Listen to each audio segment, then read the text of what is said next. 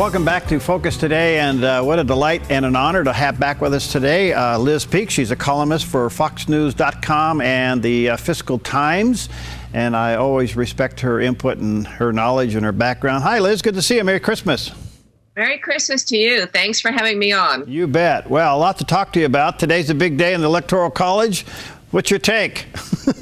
I think we're going to have a new president, and I think his name is Donald Trump. So there's been a lot of excitement and drama and sore losers complaining about every aspect of our election process, including the Electoral College. But, you know, guess what? It's going to work the way it's supposed to work, and Donald Trump will be president, and that's what the voters have wanted. So, so be it, right?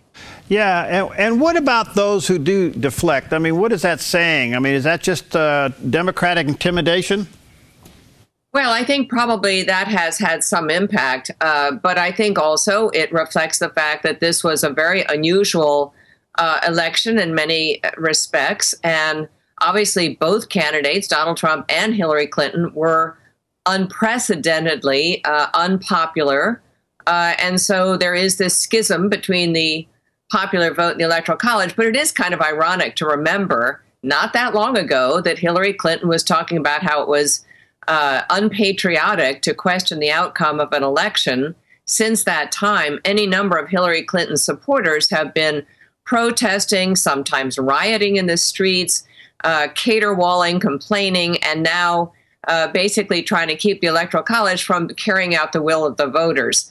Look, I mean, if we want as a country to have California and New York elect our president, we can make that decision as a country. But that is not the way it's been going. In fact, more and more, what we've seen is Republicans taking over one state after another. We're now, one shy of being able to pass constitutional amendments. And frankly, I think that's interesting for the Republicans to think about because, for example, I am a big opponent of birthright citizenship. That is something that we can only get rid of through a constitutional amendment. But something like that, which, I think is deleterious to the country and every other developed country except for Canada has ditched because it does represent a real magnet for illegal immigration and so forth. That's something we should be talking about. And now Republicans are actually, as I say, kind of close to actually getting it done. Well, this is interesting. We'll see what comes of it today. I didn't realize there was fines and even criminal charges charged against those who go against their vote in some states. Well, you didn't realize it because it almost never has happened. And apparently, and it's not all, of course, every state is different. But, this is just something that rarely has come up. Again, this is sort of a one-off election, that's for sure. But I wouldn't really look for there to be much high drama here. No, I don't think so either. It just adds to the discredibility of the Democrats. Let's go over to Trump's transition. It's been very interesting. Have you ever seen a president-elect have an impact on the economy and other things prior to taking office like this one? Well, I suspect we've often seen a surge of optimism, and which is what we're seeing again. But in terms of real situation on the ground, yeah, the stock market has really rejoiced at the prospect of lower taxes and lighter regulations. The industries that are most open to that kind of change, like the energy industries, have really responded very nicely. But amazingly, we actually are seeing also sort of hard data. Things like truck loadings are up and the number of rigs drilling in the United States is up. I mean, it's not just sentiment, although sentiment has definitely improved, both investor sentiment and manufacturing sentiment as measured by things like the Philly index and so forth. All those things are pointing in the right direction. Now, it's not going to be straight up, and Trump's accession is not going to be without incident. And my greatest fear, frankly, is he's going to get all these incredibly capable people from the private sector on board, and their heads are going to explode when they realize how entrenched the bureaucracy really is in Washington and how hard it is to really attack it. I've seen that play out here in New York City, where we've had really credible people take over important roles only to find that they can't get their office painted without, going through 16 different hoops because of work rules. I mean, these are serious things. And this is what Donald Trump has to really chip away at. But I just hope I hope they make progress. Before I come back to him and his cabinet picks, do you have any concerns about the last few days of the Obama administration? Any surprises you would not like to see? Well, I think they're going to continue to spin out every rule and regulation they can lay their hands on. Something that I've been looking at today is the stream protection rule, which basically will just sort of take strip mining in Appalachia out of contention, increasing the costs just horribly for that industry. Appalachia, of course, a part of the country that really is in trouble. But I think we have to watch very hard to see what kind of stuff like that goes on. There have been other rules that have been laid out just in the last few weeks. And that's not good. I think that, also, obviously, finally, Obama's calling for this investigation into possible Russian hacking and what influence it might have had on the election. I actually think that is payback. I think that he was infuriated by Trump's suggestions of suggesting that he was not born in the United States, and his efforts to delegitimize Obama, which he took very personally. Obama did. So I think this is sort of tit for tat. But this could be kind of destabilizing, and to have John McCain and Lindsey Graham sort of course, signing on to it, signing on to having a special committee. I hope really McConnell just shuts this down, because you know what? The country doesn't need this. It is quite possible, by the way, that the Russians have been involved in hacking all kinds of things. That's what really the CrowdStrike organization has to say. They've hacked everybody, the Joint Chiefs of Staffs, the White House. So why is it Obama only stood up to them or began an investigation when the election was lost? I mean, come on. This is something that we should have a serious policy about, and it should not be politically motivated. Well, the irony of it is this whole breach of security has happened under his watch, his administration across the board, and then he turns around and gives it credibility. And let us not forget that he also got very much involved in the election process against Netanyahu. Yeah, that is true. That is true. So, what goes around comes around, I think. But, I mean, my view is, we've had 8 years of dithering by this president. And the irony is it finally cost him in a big way. It cost him his legacy, which he has been so proudly protective of. So, guess what? The legacy is only going to be carried on by Hillary Clinton. Donald Trump has vowed to overturn a lot of what Obama did while he was in office. Obviously, his signature programs like Obamacare, but also the Iran nuclear deal. So whose fault is this if this happens? I don't really think it's Vladimir Putin's, but if it is, it's partly because of Obama letting Putin get away with everything he's gotten away with. Yeah. What do you think his legacy is going to be, President Obama? It's amazing to me that his approval ratings are +6, according to Rasmussen. That is to say, 6% more people approve of his presidency activities than disapprove right now, which is towards the high end for the last couple of years. I find that astonishing, honestly. I think Obama has repeatedly lied to the American people. As I say, on his way out the door, he's sort of leaving behind his legacy, because a lot of the stuff was done by executive fiat, and a lot of it's up before the Supreme Court, and those things are not going to go his way, assuming that Donald Trump puts a conservative on the court. So, I don't think there's really much to show for 8 years. God knows, in foreign affairs, it's a shambles. Our relations with China, Russia, most countries in the Middle East are much worse than they were. And they've all gained in strength, and I would argue at our expense. Domestically, the economy is certainly better than when he took it over, but I don't think that that's necessarily because he's given us such great leadership. I think the economy has healed slowly, kind of on its own. One other quick financial question before we take a break, and then I'll come back and go through the cabinet with you. Wells Fargo's sanctions. You write for Fiscal Times. What does that mean to you, and will they survive this? Oh, I think they'll survive it. I think it's, if you look at the fees and fines that have been imposed on the banking sector, they've been gigantic. Now, Wells Fargo did something very wrong. There's no question.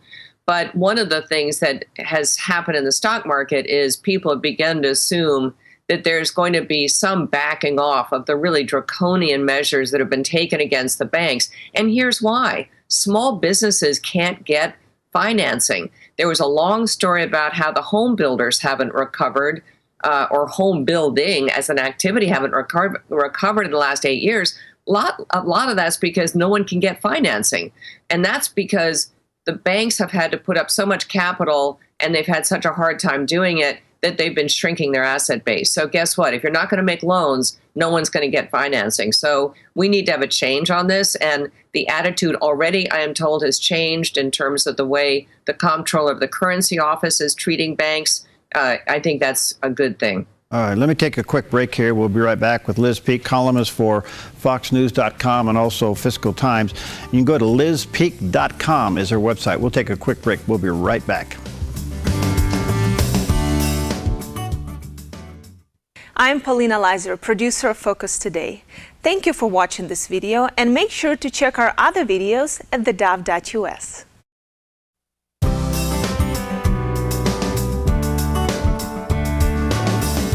Welcome back to Focus Today, and what a delight to have back with us Liz Peek, columnist for foxnews.com and Fiscal Times, and her website is lizpeek.com. Well, Liz, the president-elect has made some fascinating appointments and recommendations for cabinet members, and he certainly has turned to the outside to bring into the government. What do you think so far? I'm pretty cheered up about it, I gotta say. You know, when Obama was elected in 2008, we all remarked on the fact that there was not a single private sector person in the White House. It was a first. I mean, not a single business person was there to help with what was the biggest concern of the day, which was job creation. And during his 8 years, Obama has continually dismissed and ignored the business community. I mean, that is just a fact. And he did assemble this sort of little business council, which disbanded after 2 meetings because he didn't ever take anyone seriously, paid no attention to who, you know, the guys that were really going to be helpful to him, supposedly, in rebooting the economy. So Trump has gone exactly the opposite direction. And I say high time. We've moved out of the ivory tower into the real world with the selection of people who have real world experience. And I think it's, somebody like Wilbur Ross, who is a fellow I know, who is incredibly smart, who's head of commerce. He knows about trade policy because he's traded. That's a very different thing than sort of looking at, spreadsheets and trying to figure out what kind of policy might make sense. He's written about it. He has very strong ideas about how to have fair trade, not free trade. Rex Tillerson as Secretary of State is obviously a very unusual choice. But I got to tell you, having known these oil companies in my former life as a Wall Street person, ExxonMobil's an excellent company. I have heard nothing but really rave reviews from people who know him about Rex Tillerson. He's very smart, and he has dealt with every difficult government in the world. The oil industry is, of course, focused in places like Venezuela and Saudi Arabia and Russia and Iran, for that matter. And so, yes, he knows these people. And, of course, people on the left are trying to portray him. I don't know why everyone is so intent on finding Trump, Russian, ties in the Trump administration. The truth is, yes, he's dealt in Russia. He's done deals with Russia. That's what you do if you're a multinational in the oil business. But I think as I said earlier, what I'm afraid of is these guys are going to get in there with the best of intentions and realize, for example, in the State Department, that you can put in 100, 200 political appointees at the top of the State Department. There are 70,000 people who work for the State Department. Are they really going to be able to move the needle very quickly on these agencies? I don't know. I sure hope so, but history tells us it is extremely hard, and that is the hard work that lies in front of this administration. But I got to tell you, I'm very cheered that the people Trump has selected are capable, and they are willing to do it. I mean, I think they share this activism and the willingness to take on the establishment. Some have said Tillerson being Secretary of State and other parts of the proposal for his administration puts energy clearly in the center, and the desire to become self-sustaining with energy. This could be significant for the economy, wouldn't it? It is very significant. One of the reasons, frankly, that the Obama economy was as strong and healthy as it was is because of energy, something he absolutely never would articulate or even acknowledge. But we have had an incredible energy renaissance in this country, thanks to fracking, thanks to having discovered through fracking literally almost an unlimited supply of natural gas. So that's huge. What could it mean? It not only means a very cheap source of power going forward in this country, as long as we get rid of some of these mandates to use higher cost things like wind energy, but also it could be a very vital and valuable diplomatic tool. That is to say, in confronting Russia in Europe, the opportunity to begin large-scale exports of LNG, take advantage of that natural gas to export to to Europe, and basically start to push back at Russia's dominance of Western Europe. That's why Europe always will have close ties to Russia. They need their natural gas. Well, guess what? We have it too. And if the Obama administration's been very slow and very reluctant to approve LNG export terminals, that could be huge for this country. Do you think, how soon do you think that Trump can get the 15% corporate tax? Well, I don't know. I think the good news is, of course, that we have running room, right? We have a Congress that is Republican, and we've got people like Paul Ryan. And I think it's wonderful that Paul Ryan and Reince Priebus and Mike Pence are all kind of very joined at the hip and very willing to work together. They know they need to accomplish stuff. And the nice thing is we have people like Paul Ryan who have really worked hard on putting forward tax policy. We know Paul Ryan's very dedicated to this. I don't think you're going to see a lot of time go by that they don't put something out there. And yet Paul Ryan and McConnell have pushed back, thinking if it adds to the deficit, they may not be so willing. There has to be, basically an understanding of where they're going to be able to cost cut.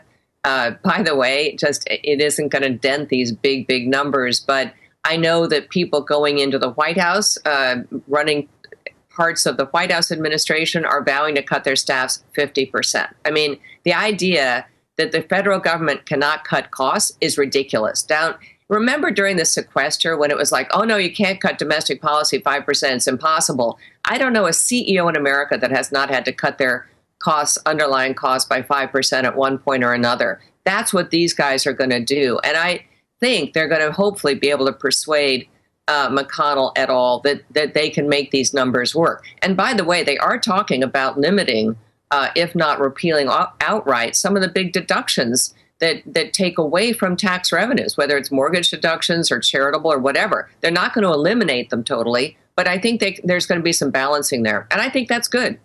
Isn't it interesting that Donald Trump has entertained all of his Republican opponents as potential cabinet members, but he didn't select any? Well, no, a lot of what Trump is about is showmanship.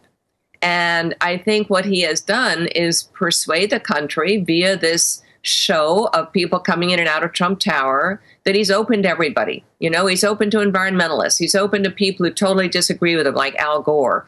But at the end of the day, he's his own guy. And yes, he's going to hear him out, and then he's going to do what he wants to do. And frankly, I think that's great. In the case of Mitt Romney, which is probably the one, real serious issue here,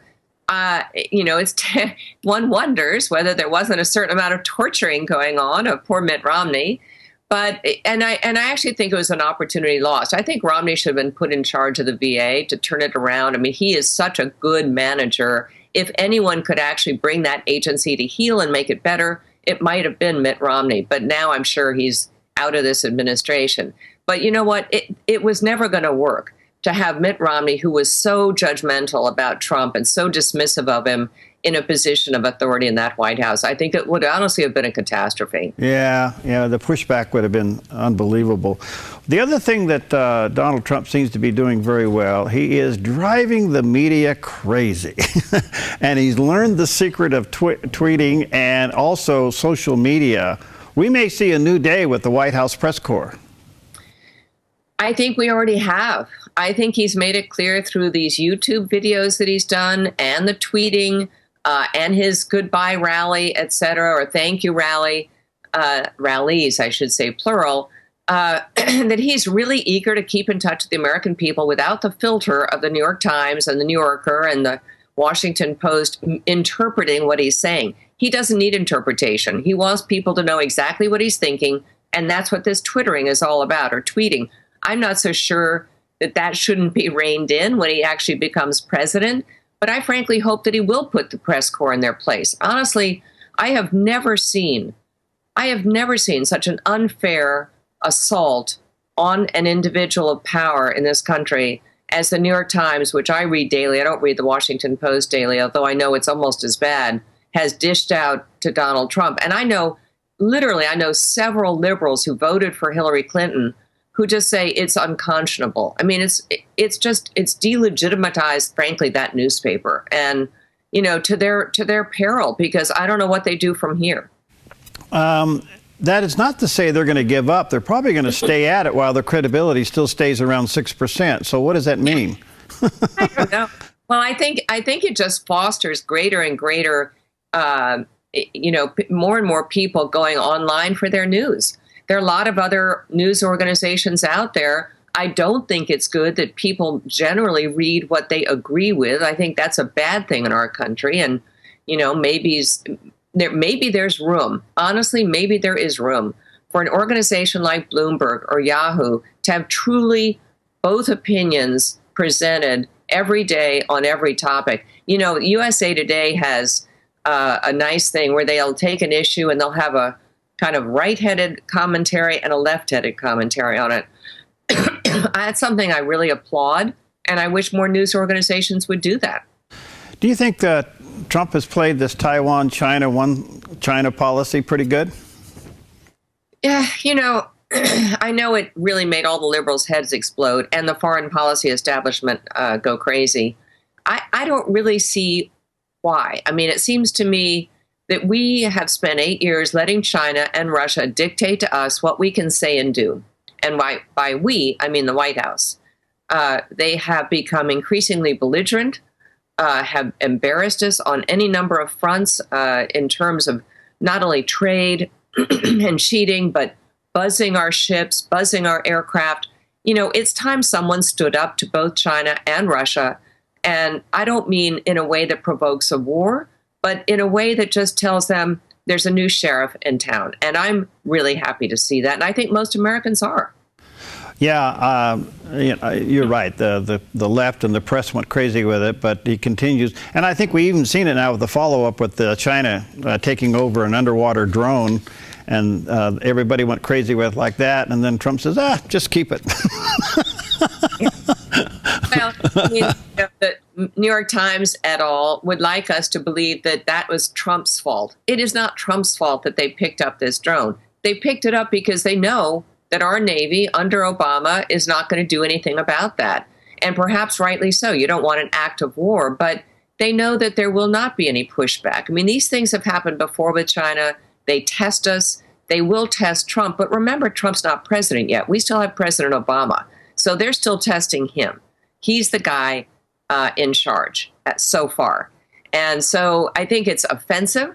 I think most Americans, Americans hated Jimmy Carter for looking weak in front of our adversaries. And it's amazing to me that Obama has not been tagged with this. But guess what? As we pursue this Russian story and whether Russia had something to do with Hillary Clinton losing the election, that does not reflect well on the Obama White House or on President Obama. He has let these guys in the door. He's let them run around unchecked. And I don't just mean in cyberland, I mean in general. This is his penalty.